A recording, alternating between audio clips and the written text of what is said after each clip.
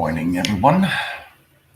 Been watching the news again, and there are a couple of things I want to point out. It used to be the realm of conspiracy theory to say a government would fake an attack on its own, even when it was fully proved that these things happen. And now, when it's the US claiming it's another country planning an attack on itself and blaming the enemy, they're suddenly all realistic and the topic is good. So this is like the 1984 Oceania thing, because we have been at war with them always, because we are at war with them now. And that is what it looks like. And a lot of the truth movement people have gone to ground. They realize that if this does turn to war, they'll be blamed for being Russian sided or anti West or whatever the word at that point will be.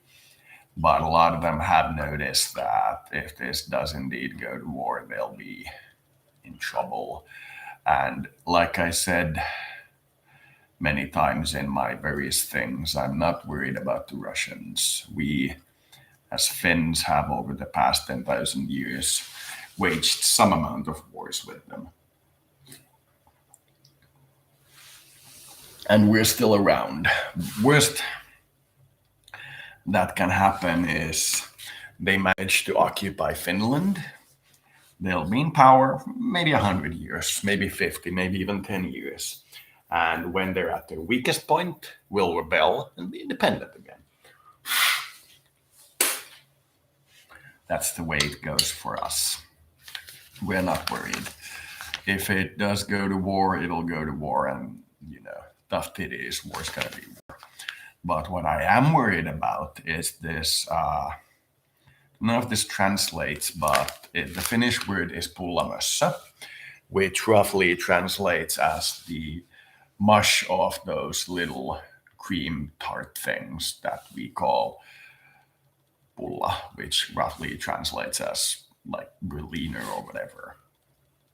And when these people who haven't had anything hard happen to them their entire life, their impression of hard times is when they can't go to a bar for a few years. That's their impression of what it means to be living in hard times. When these people start attacking the truth movement, because these kinds of pullamössä people cannot be sent to the front. They are fat, they are incapable of doing military service, and when they are sent to the front, they are shot by their own guys. So when these people start to roam the urban cities looking for the pro-Russian people based on flimsy rumors and public perceptions, we'll see a situation where the police isn't completely in favor of protecting the rights of these people, because after all, we're at war with Russia, so anybody who hasn't supported the West in the past is the enemy now. And that's what worries me. The partisans, when the people start to attack their own because they support the enemy, and the people who are attacking their own cannot be eligible for military service and they need to vent their anger some other way, and they'll go around looking for 9/11 truth movements, anybody who has an opposite view of NATO and so on. And that's what worries me. The concentration camps for the Japanese is what worries me.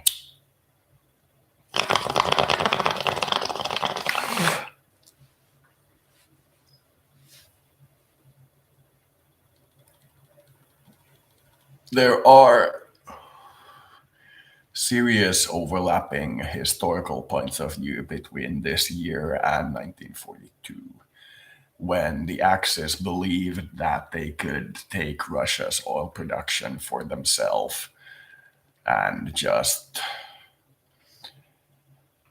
make do with what oil they had. The Europeans looking at this conflict have no understanding of what it means when 50% of your society's electricity is just removed. They have no understanding of it.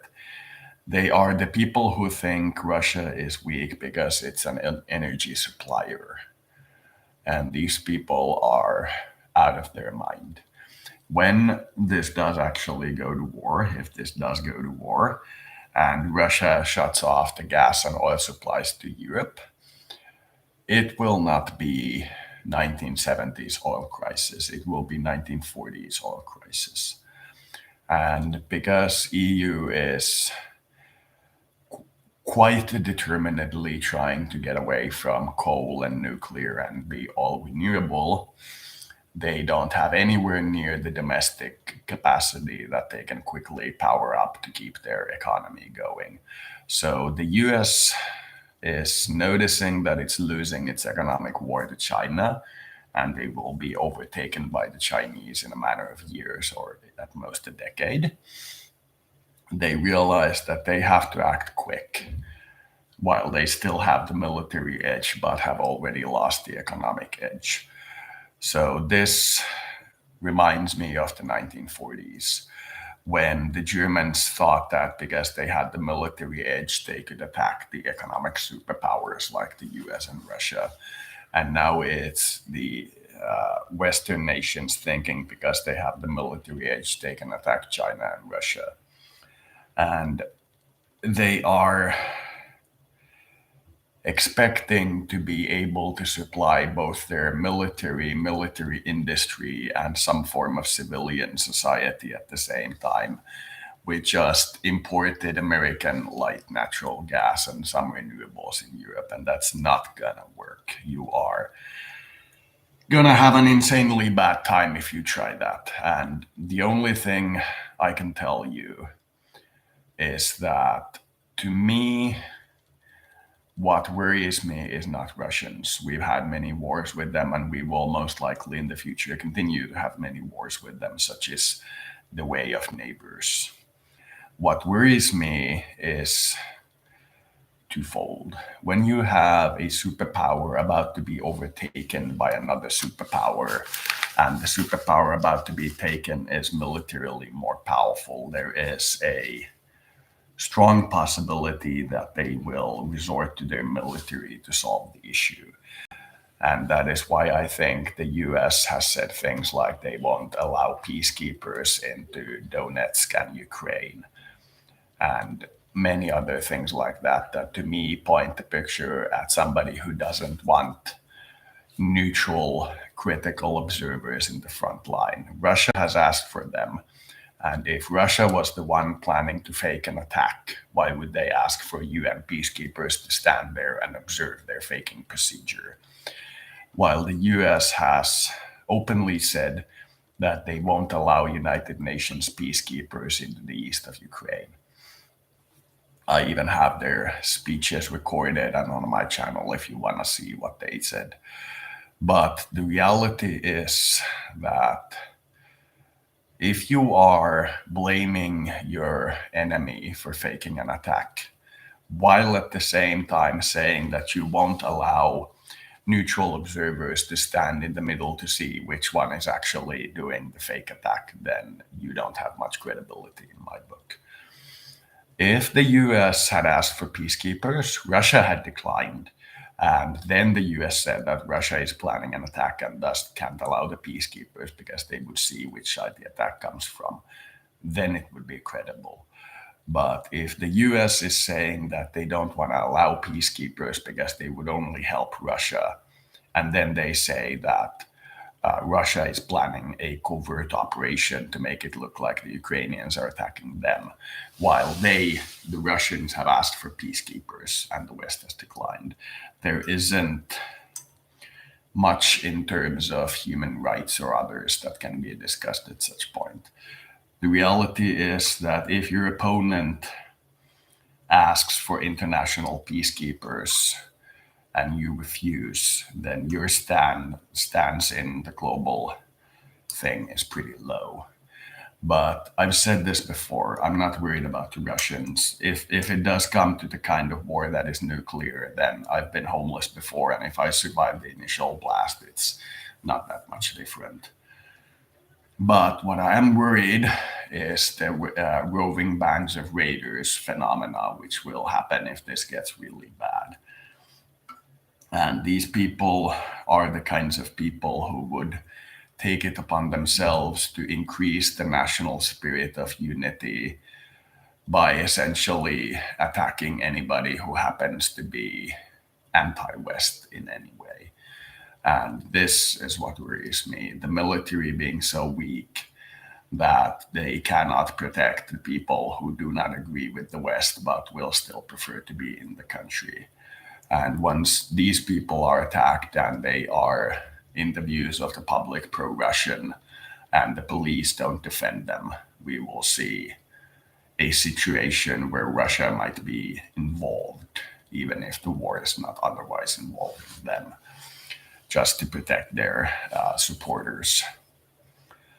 So, what I'm worried about isn't a Russia West war. If it happens, it happens. It'll be horrible.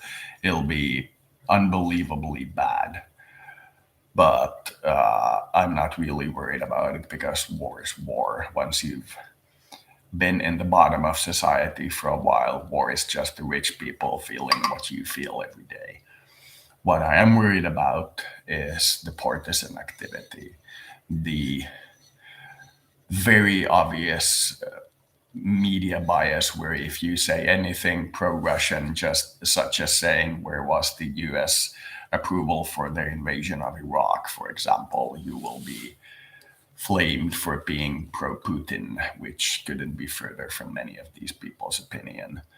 And it looks like for now it'll be talk, but if this situation does spiral out of hand, I can guarantee you that we will see a lot of individual attacks on anti West activists, even if they aren't pro Russian activists. And to me, I've said this before, but to me, this seems like the US realizing that they'll lose their economic number one status in less than 10 years. Trying first the economic sanctions against China and Russia and realizing it isn't enough to boost their economy. And then realizing that their only chance is to use their military if they want to maintain the position of the number one nation. Then blaming Russians for it and beating the drums of war that if they do attack Russia and Russia says that they've been attacked by the West, we'll think it's a Russian fake action, while at the same time banning the access of international observers and peacekeepers to the front line so they could see which side is actually doing the firing and so on and so forth. To me, this seems like a US Trump invasion. It feels like that. And I do not feel a great affinity for Russia, but during this particular conflict, I think Russia might be more in the right here. And activity that will inflame the situation if the war gets bad, because these people will start murdering each other in a massive streetwide war. But this was foretold in the New Age community, so I'm not worried and I'm not shocked by the news. Yeah.